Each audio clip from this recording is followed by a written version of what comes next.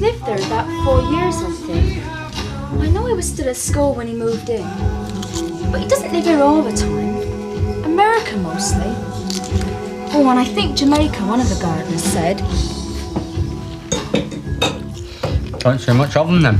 Oh, they sort don't come down here for a game of dominoes. Do they?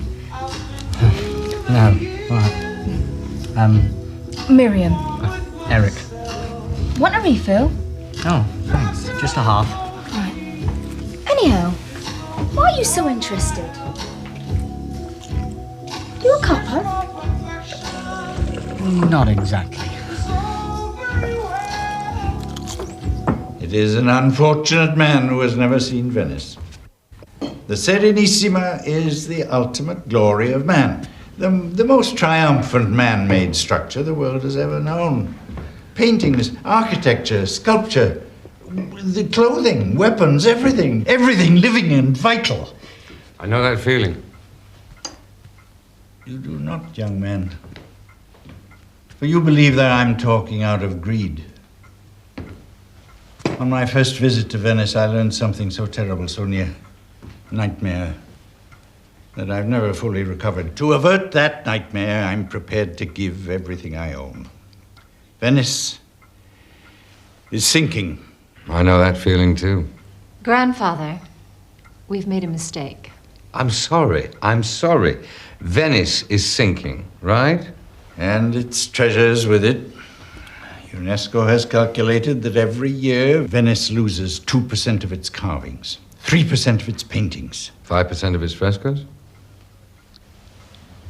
Mr. Lovejoy, if you were standing by the Grand Canal and you saw someone toss in a Verzolini drinking glass, what would you do? A single Verzolini would give me enough to retire on, but I can't swim. I'd jump in.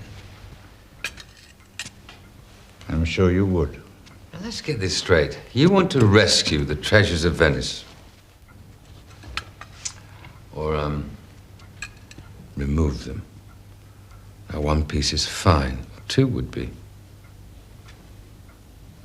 Not beyond belief. Any more than that, I mean, all hell will break loose. Not if every item is replaced by the very best reproduction that money can buy. What? You'd need an army of superb forgers for that.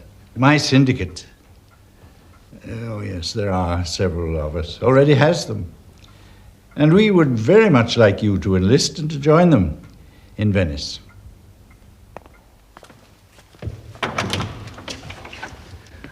Is Mr. Lovejoy there, please? Well, just tell him his limousine's waiting.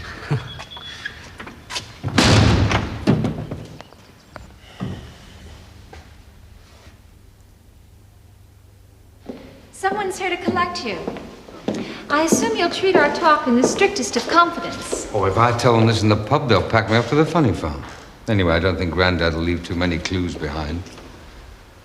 Yes, well, the question is, are you with us or not? I'll sleep on it. One thing I don't quite understand is why you are so eager to get me aboard. Well, I thought that was obvious because of your gift. Oh, sweetheart, you met me for 20 minutes maximum upstairs at a ring. Then you dashed back to Grandad and urged him to employ me.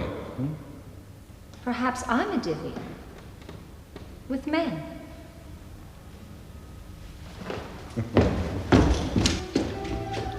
About 3 years ago, Alexandra and I went over to Pinder's house. It was some sort of cocktail party. Help yourself, Eric. He didn't strike me as a socializer. Oh, no. No, he's something of a recluse. In fact, I think that's about the first time the local community's seen him. But the party was for some sort of arts trust he was founding, so he had to show his face. Oh, your friend Malison was there, remember? Do you ever meet the granddaughter? No, I don't think so.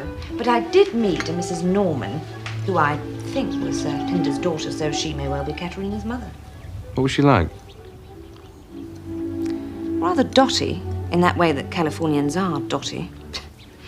I remember she cornered me and went on relentlessly about nutrition and pyramid power, whatever that is. Anyway, she told me Pinder had houses in Oyster Bay on Long Island and somewhere in Jamaica. Oh, I think she mentioned a palazzo in Venice as well. Janie, you're a marvel. Hold on a minute. I haven't done too bad either. Oh, of course, Cashbow. After 2 hours of intensive investigation, you found out he'd lived there 4 years. I made a date with this girl Miriam who works in the bar. She's got fantastic knockers. Don't worry, he won't be staying to dinner.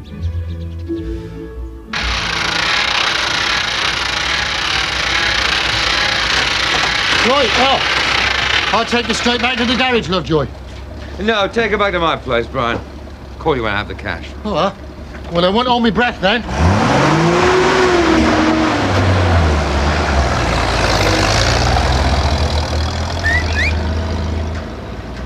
What did you get? Saw feet. Not a Venetian antique in the county. None? Not a sausage, old bean. Neither real nor fake, begged, borrowed, stolen. That frame. Well, we can only agree to disagree on this one. What frame?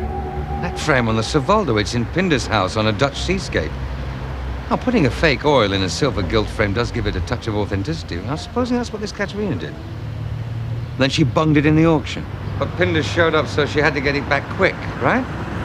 Yes, but thievery is one thing, Lovejoy. Murder is something else. Yeah, the witness said he saw a flash sports car, and there's a Porsche up at Pinder's. Maybe that's why she offered me this gig so quickly. I'm hardly likely to be forging for Grandad and airing my suspicions to the local police at the same time, am I?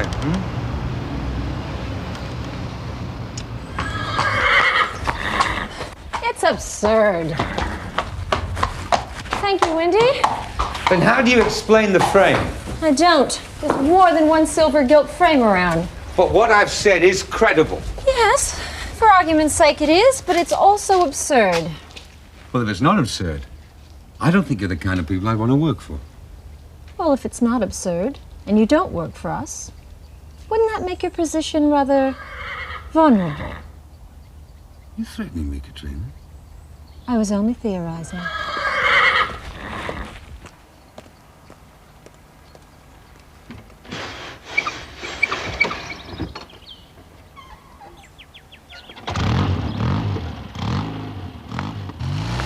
Katerina, isn't that your friend, Mr. Lovejoy? He's hardly my friend, Grandfather. Nevertheless, I'd have enjoyed talking to him again. Isn't he staying? No, and he's not with us either. What a pity. He'd have loved Venice and its treasures. It appears you misjudged him, Katerina. And now that young man knows everything I've told him. That won't be a problem. I hope not.